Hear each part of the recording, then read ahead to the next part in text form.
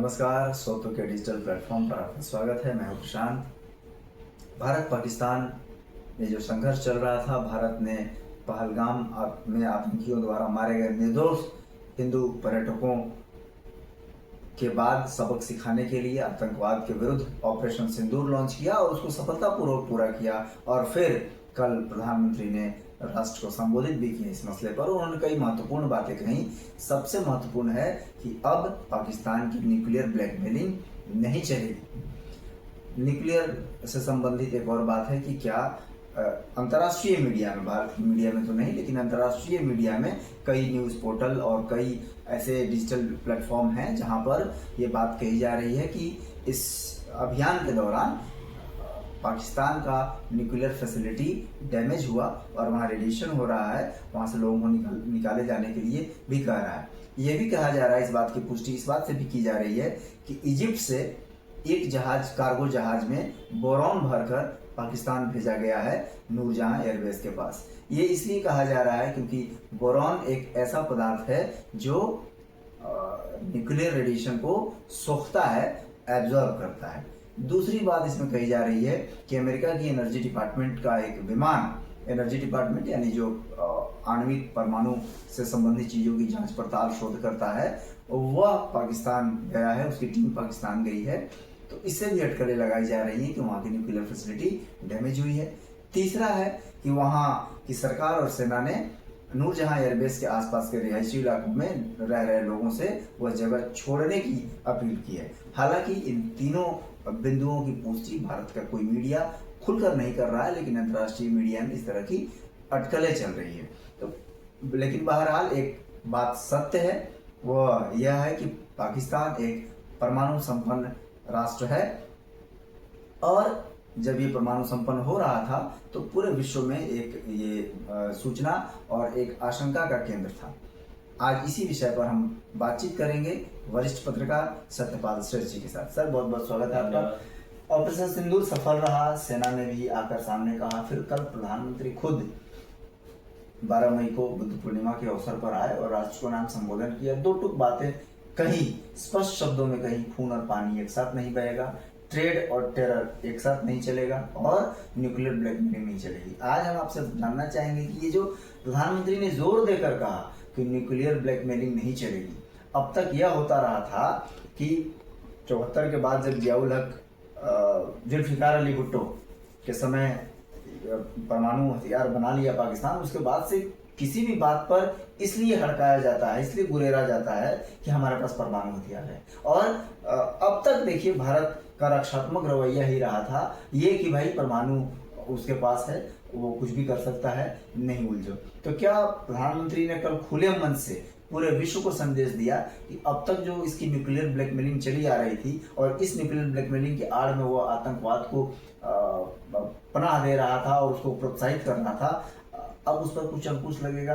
क्या कुछ लगता है इस पूरे मामले में आपको? देखिए, दरअसल है क्या कि शुरू से इसका विरोध रहा कि इस्लामिक देशों के पास न्यूक्लियर नहीं होना चाहिए, न्यूक्लियर पावर नहीं होना चाहिए। इसका विरोध शुरू से रहा है। आपके इजराइल इसके विरोध में रहा, हाँ, वहाँ के प्रधानमंत्री ने बहुत पहले ब्रिटेन इसके विरोध में रहा और वो इजराइल 1980 में कहा था कि ये नहीं होना चाहिए।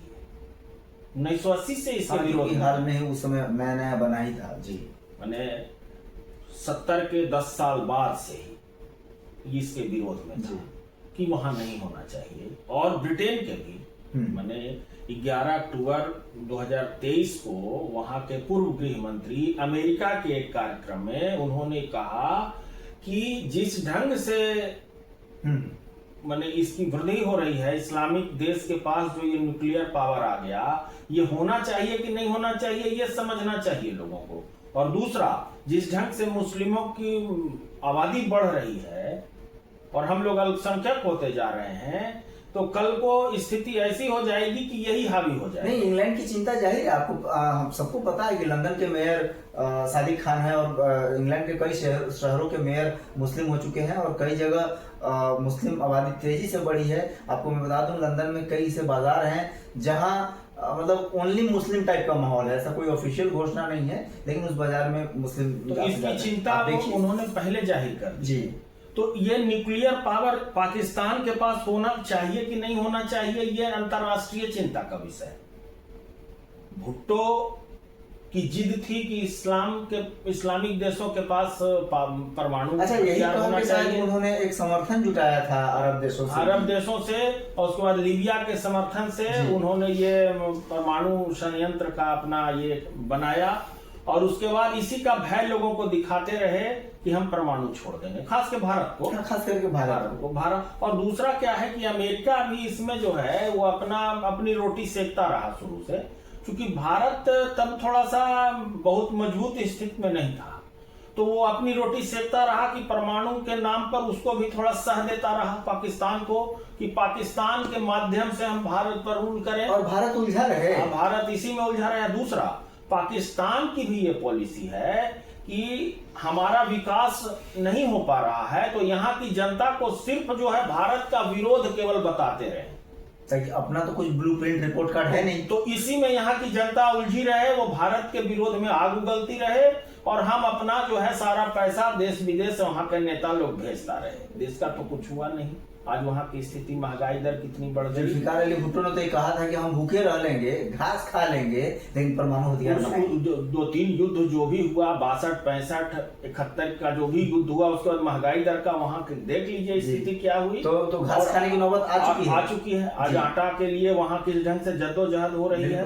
परमाणु सस्टेनेबल बनने से, देखिए ये जो अंतरराष्ट्रीय स्तर पर ये जो खबर फैली कि वहां पर रेडिएशन हो रहा है, उसमें कहीं ना कहीं लीकेज है, तो भूकंप जो हुआ ये तो उसका एक माने प्रमाण दिखा तुरंत जी, कि हमले के अगले दिन वहां भूकंप का जो स्तर था 4.7 था जी।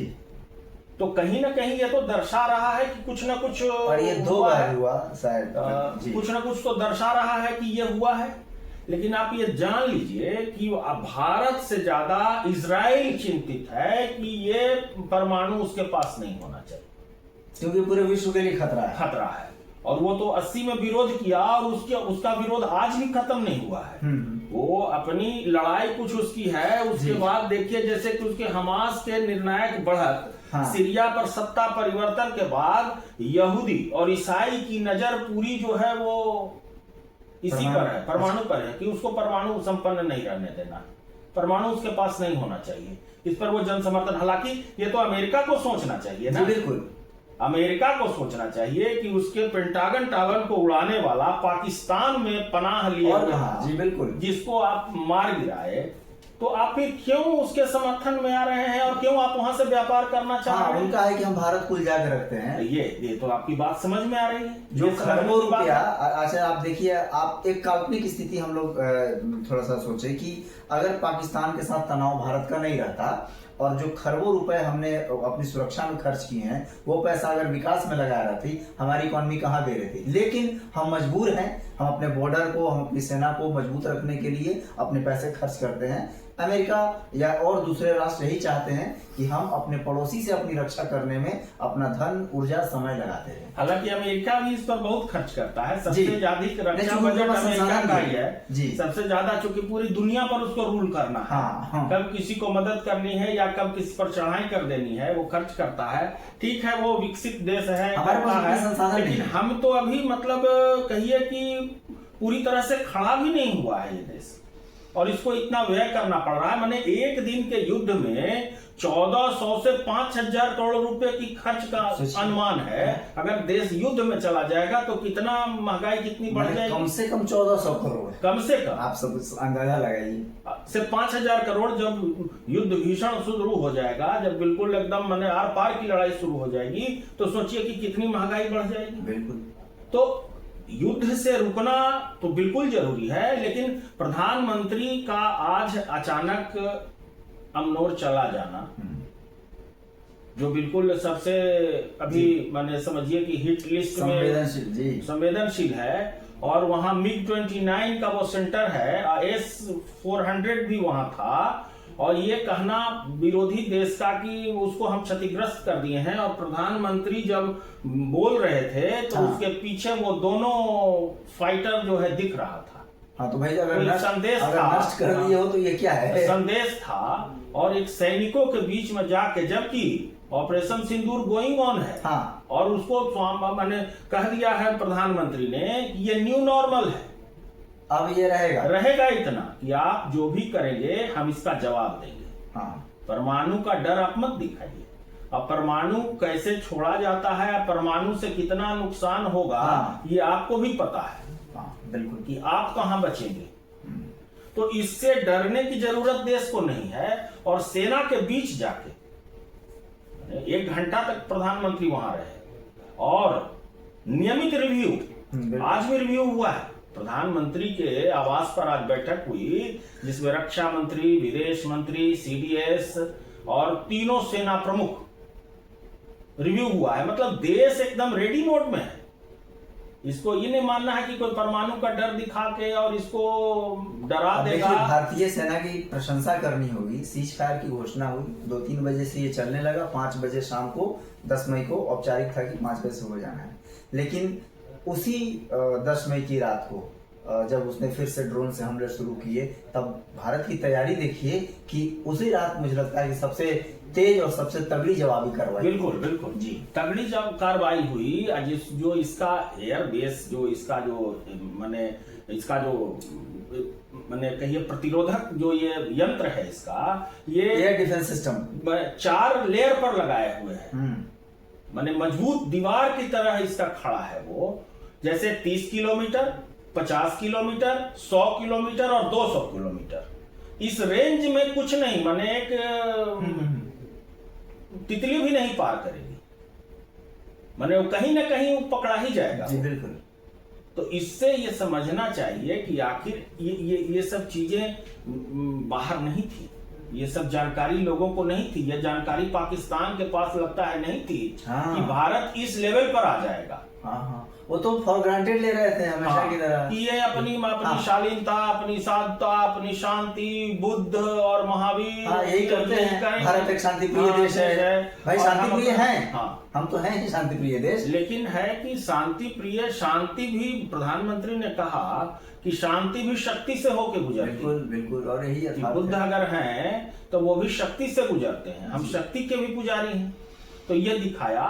तो मैंने कंक्लूड ये हम लोग कर रहे हैं कि मैंने पाकिस्तान के पास परमाणु रहे कि न रहे, इस पर विचार करना चाहिए। अमेरिका को भी विचार करना चाहिए, ब्रिटेन को भी विचार करना चाहिए, और भी जो भी पूरे विश्व समुदाय को विचार करना चाहिए कि इसके पास होना चाहिए कि नहीं। क्योंकि इस ढंग से जो परमाणु करके जो है आज तक ये आतंकवाद, कम से कम 3 दशक से ज्यादा से ये परेशान कर रहा है आतंकवाद से। जी बिल्कुल। तो इसको लेके अभी तक इस ढंग का हमला नहीं हुआ था और इतनी तकनीक भी नहीं आई थी। नहीं, इतनी तकनीक भी नहीं थी। और भारत के पास उस हिसाब से संसाधन भी पहले के मुकाबले तो बड़ा ही है। तो बदला है भारत बदला है और बदलता भारत दिख रहा है। तो ये पाकिस्तान भी समझ रहा है। अब गलत नैरेटिव सेट करे, अब शाहिद अफरीदी कुछ बोल रहे हैं या वहां के नेता इसका, वहां के रक्षा मंत्री कुछ कर रहे हैं, मतलब मीडिया में खबरें आ रही हैं। कंफ्यूजन, मतलब पब्लिक को कंफ्यूज कर रहे हैं। वहां जश्न मन रहा है, उत्सव जैसा। किस चीज का? हार का जश्न मनाया जाता है। हार का जश्न मना रहे हैं या युद्ध से बचने का जश्न मना रहे हैं कि युद्ध होता तो हम लोग सब समाप्त हो जाते। हाँ, कि जिंदा तो है कम से कम।